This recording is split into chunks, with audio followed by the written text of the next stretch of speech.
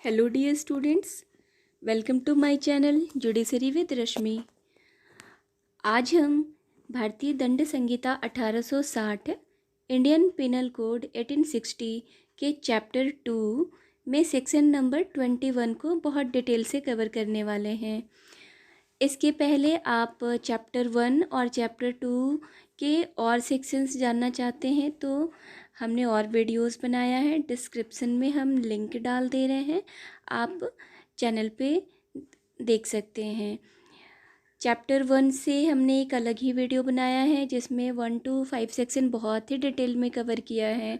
Chapter 2 का एक video जो कि सेक्शन 6 से सेक्शन 21 तक बहुत ही डिटेल में सारा कुछ वर्णन किया है।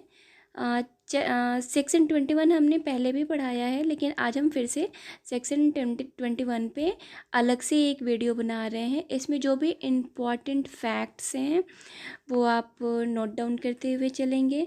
तो आप बेयर एक्ट ओपन कर लीजिए, और अगर आपके पास बेयर एक्ट नहीं है तो आप पेन पेपर लेके बैठेंगे और जो भी इम्पॉर्टेंट फैक्ट्स हम यहाँ से बताएंगे वो आप नोट डाउन करते हुए चलेंगे।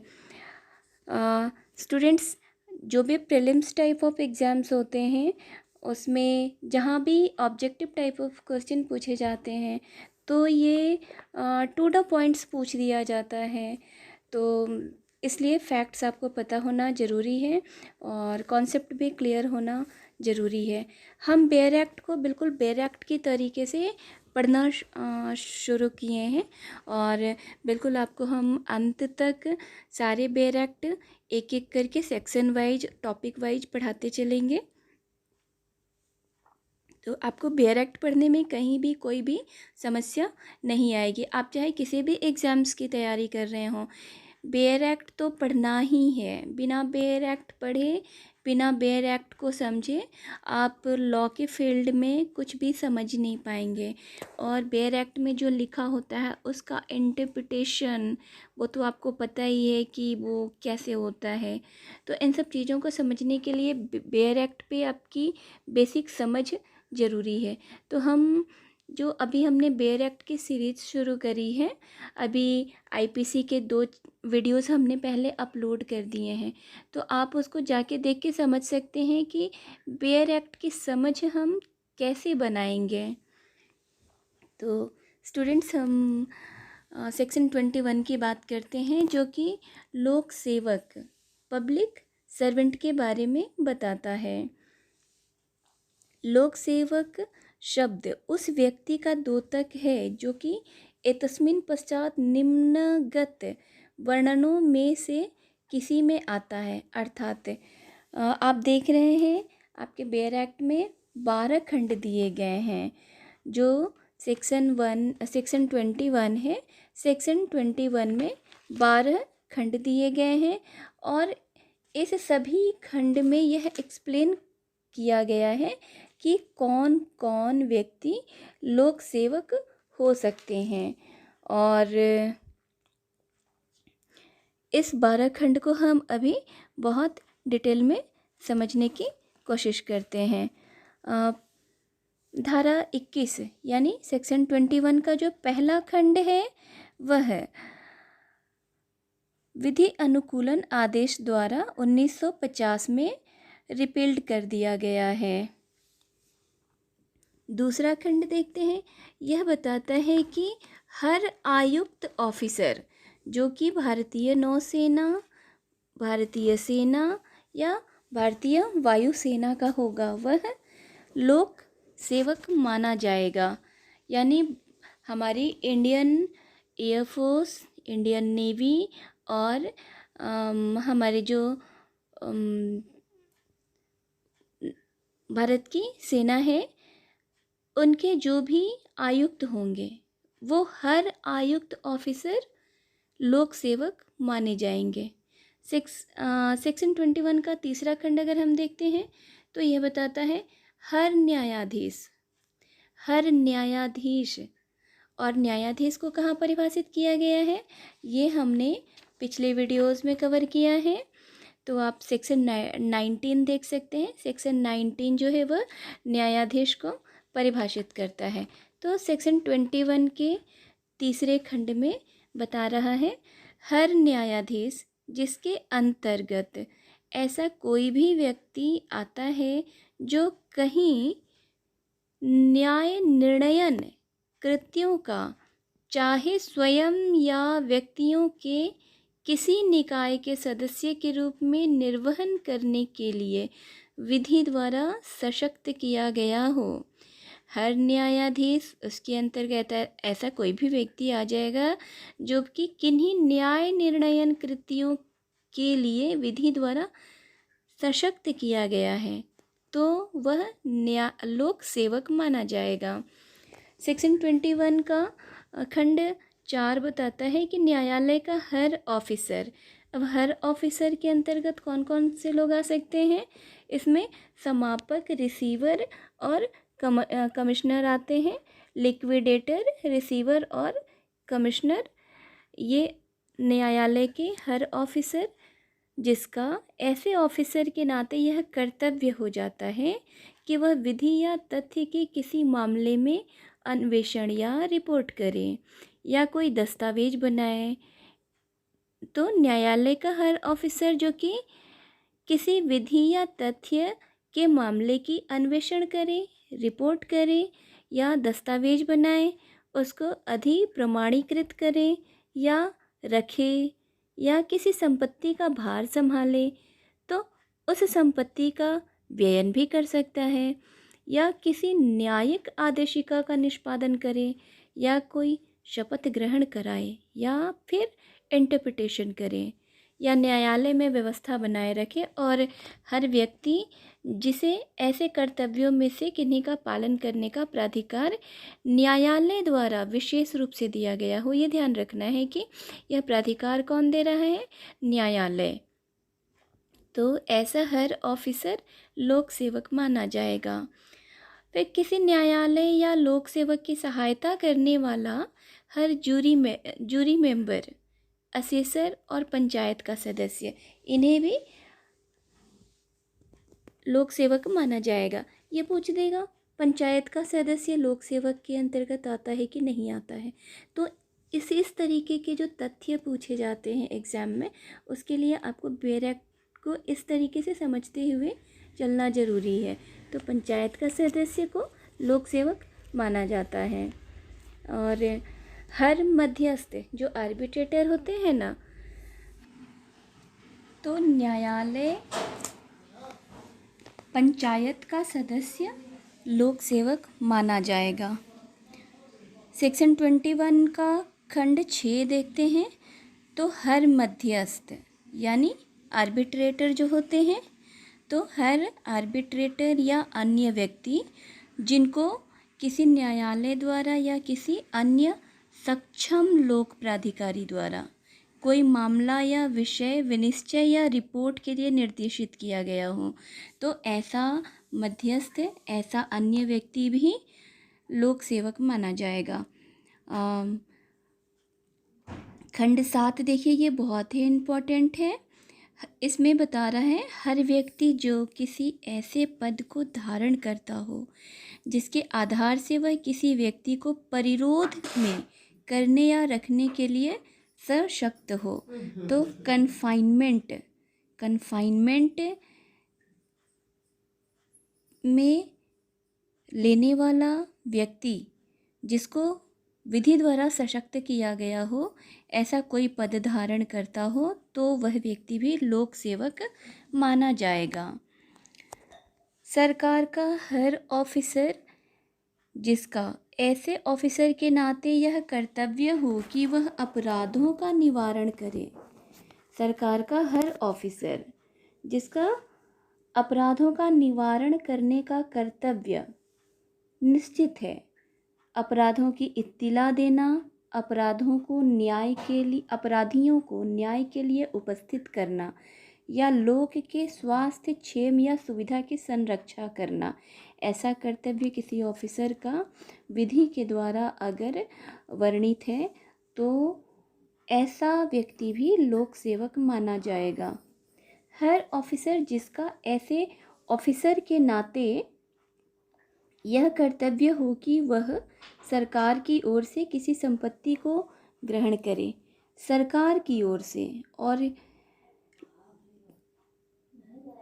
हर ऑफिसर जिसका ऐसे ऑफिसर के नाते कर्तव्य हो कि सरकार की ओर से किसी संपत्ति को ग्रहण करे, प्राप्त करे, रखे या व्यय करे, या सरकार की ओर से कोई सर्वेक्षण, निर्धारण या संविदा करे, या किसी राजस्व आदेशिका का निष्पादन करे, या सरकार के धन संबंधी हितों पर प्रभाव डाले, तो ऐसे मामले में अन्वेषण या रिपोर्ट करें, या सरकार के धन संबंधी हितों से संबंधित किसी दस्तावेज को बनाए, अधिप्रमाणित करे या रखे, या सरकार के धन संबंधी हितों की संरक्षा के लिए किसी विधि के व्यतिक्रम को रोके, तो ऐसा व्यक्ति भी धारा 21 के तहत लोक सेवक माना जाएगा।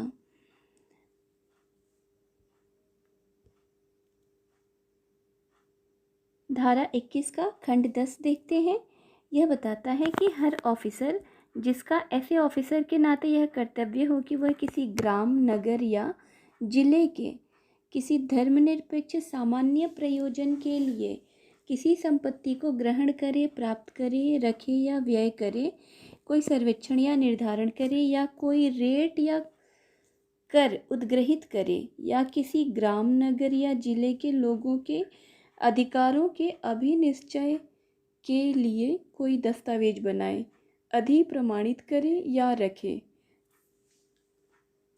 तो ऐसा ऑफिसर भी लोक सेवक माना जाएगा।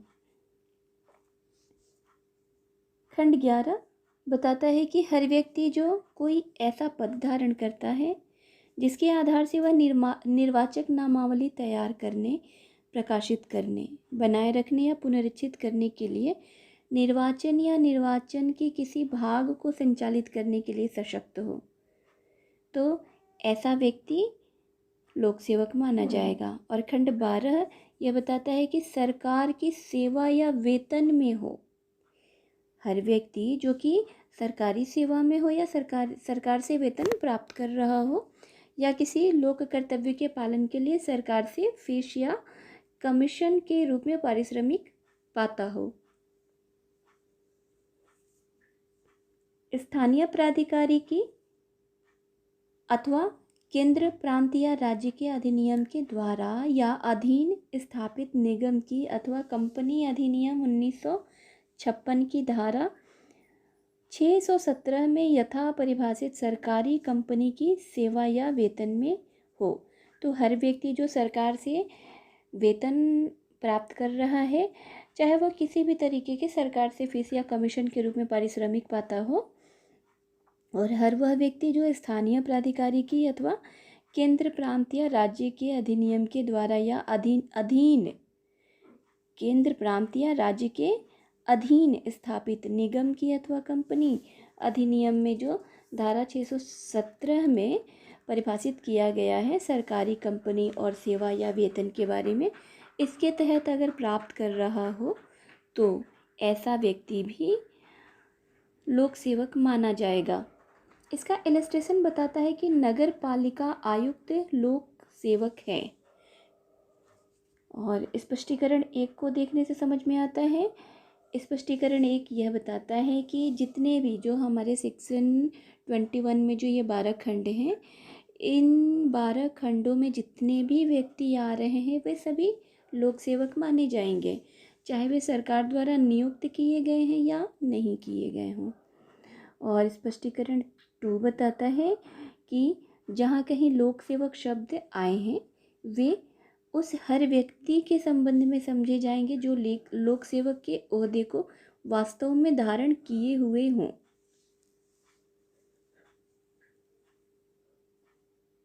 चाहे वह ओहदे को धारण करने के उसके अधिकार में कैसी ही विधिक त्रुटि हो, यानी लोक सेवक के ओहदे को धारण किया हुआ हो, भले उसके अधिकार में विधिक त्रुटि ही क्यों ना हो, तो भी ऐसा व्यक्ति लोक सेवक ही कहा जाएगा।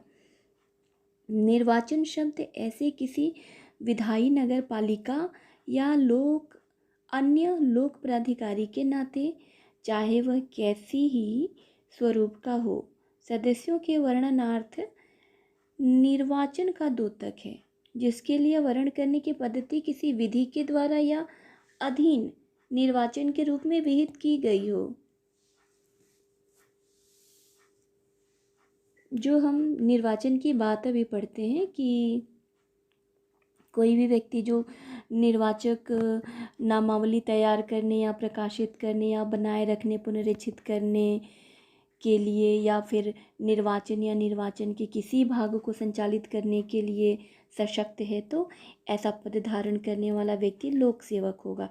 ये हमने खंड 11 में देखा था। खंड 11 देखते हैं। खंड 11 ये बताता है कि हर व्यक्ति जो कोई ऐसा पद धारण करता है जिसके आधार से वह निर्वाचक नामावली तैयार करने, प्रकाशित करने, बनाए रखने या पुनरीक्षित करने के लिए निर्वाचन या निर्वाचन के किसी भाग को संचालित करने के लिए सशक्त हो, तो ऐसा व्यक्ति जो है वो लोक सेवक माना जाएगा। अब यहाँ जो निर्वाचन शब्द है उसको स्पष्टीकरण 3 में स्पष्ट किया गया है कि निर्वाचन शब्द किसी ऐसे विधायी, नगरपालिका या अन्य लोक प्राधिकारी के नाते, चाहे वह कैसे ही स्वरूप का हो, सदस्यों के वर्णनार्थ निर्वाचन का द्योतक है, जिसके लिए वर्ण करने की पद्धति किसी विधि के द्वारा या अधीन निर्वाचन के रूप में विहित की गई हो।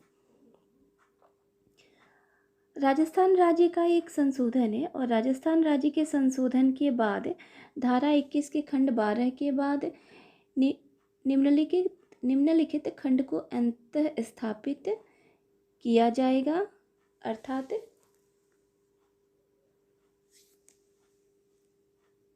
खंड 13 को अंतः स्थापित किया जाएगा, ऐसा माना जाएगा। हर व्यक्ति जो किसी विधि के अधीन मान्य या अनुमोदित किसी परीक्षा के संचालन तथा पर्यवेक्षण में किसी सार्वजनिक निकाय द्वारा नियोजित या संलग्न है।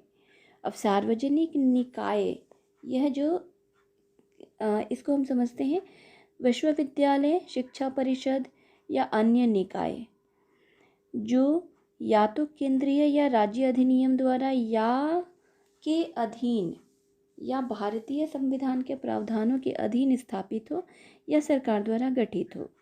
और स्थानीय प्राधिकरण यह राजस्थान अधिनियम संख्या 4 वर्ष 1993 की धारा 2 द्वारा अंतः स्थापित है और यह 11 फरवरी 1993 से प्रभावी है। तो इसको आप विशेष करके ध्यान में रखेंगे। और धारा 21 में जो शब्द न्यायाधीश है, इसके अंतर्गत उच्चतम न्यायालय तथा उच्च न्यायालय के न्यायाधीश भी सम्मिलित हैं। तो धारा 21 में प्रयुक्त शब्द न्यायाधीश को अगर हम देखते हैं तो यह इसको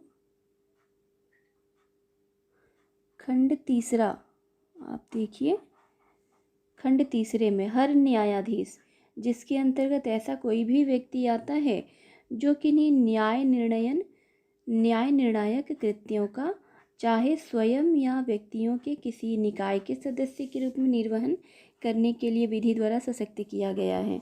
तो यह धारा 21 के खंड 3 में जो हर न्यायाधीश की बात कही गई है, तो वह हर न्यायाधीश शब्द के अंतर्गत उच्चतम न्यायालय तथा उच्च न्यायालय के न्यायाधीश भी सम्मिलित हैं। इसलिए वे भी लोक सेवक माने जाएंगे। और इससे संबंधित एक बहुत ही फेमस वाद है वीरास्वामी बनाम भारत संघ और 1991 A3 ACC 655। तो इस वाद से यह स्पष्ट हो गया कि जो न्यायाधीश हैं वो भी लोक सेवक हैं। लोक सेवक महाराष्ट्र सहकारी समिति का अध्यक्ष भारतीय दंड संहिता की 21 के अधीन लोक सेवक नहीं है। और स्टेट ऑफ महाराष्ट्र बनाम लालजीत राजसी Shah and others AIR 2000 SC 137। यह वाद है, बहुत ही इम्पॉर्टेंट वाद है, इसको आप नोट कर लेंगे। इसमें यह निर्धारित हुआ था कि महाराष्ट्र सहकारी समिति का अध्यक्ष जो है वह भारतीय दंड संहिता की धारा 21 के अधीन लोक सेवक नहीं है। अभी अभी हमने देखा था कि कितने कितने लोक सेवक हैं, और यहाँ पे बता रहा है कि लोक सेवक नहीं है। कौन लोक सेवक नहीं है? महाराष्ट्र सहकारी समिति का अध्यक्ष। तो इसको आप नोट डाउन कर लेंगे कि कौन कौन से अध्यक्ष हैं और कौन कौन से अध्यक्ष नहीं हैं। तो इस प्रकार हमने 21 को बहुत डिटेल में समझने की कोशिश की है। नोट में क्या क्या बनाना है आपको, 21 से आप रिलेटेड नोट्स बना रहे हैं सेक्शन 21 से रिलेटेड, तो आप ऐसे लिखेंगे कि लोक सेवक आपने लिख लिया, और ये भी लिखना ज़रूरी है कि जो पहला, इसमें कितने खंड हैं, तो 12 खंड हैं। पहला खंड जो है वह निरसित कर दिया गया है। इसको ध्यान में रखने की ज़रूरत है कि कब निरसित किया गया है। लोक सेवक के अंतर्गत जो पहला खंड है धारा 21 का, उसे विधि अनुकूलन आदेश 1950 द्वारा रिपील्ड किया गया है। और जो दूसरा है खंड, इसमें बताता है कि भारत की सेना, नौसेना, वायुसेना का हर आयुक्त ऑफिसर जो है वह लोक सेवक है। तीसरे खंड के अनुसार हर प्रकार का जो न्यायाधीश है, जिसमें कि सुप्रीम कोर्ट और हाई कोर्ट के भी न्यायाधीश आते हैं, तो वो भी आपके लोक सेवक होंगे। और खंड चौथा यह बताता है कि न्यायालय का हर ऑफिसर, न्यायालय का हर ऑफिसर जो कि विधि द्वारा सशक्त हो और ऐसे कर्तव्यों का पालन करने के लिए प्राधिकार न्यायालय द्वारा विशेष रूप से प्राधिकार उसको प्राप्त हो, तो ऐसा व्यक्ति जो कि किसी मामले का अन्वेषण या रिपोर्ट कर सकता है, दस्तावेज बना सकता है या आदि प्रमाणित करने की शक्ति रखता है, तो ऐसा व्यक्ति भी लोक सेवक माना जाएगा। और किसी न्यायालय या लोक सेवक की सहायता करने वाला हर जूरी सदस्य, असेसर और पंचायत का सदस्य, ये भी लोक सेवक माना जाएगा। तो अलग से भी क्वेश्चन ये आ जाएगा कि पंचायत सदस्य लोक सेवक होते हैं या नहीं, तो आपको ध्यान रखना है कि पंचायत सदस्य लोक सेवक होते हैं।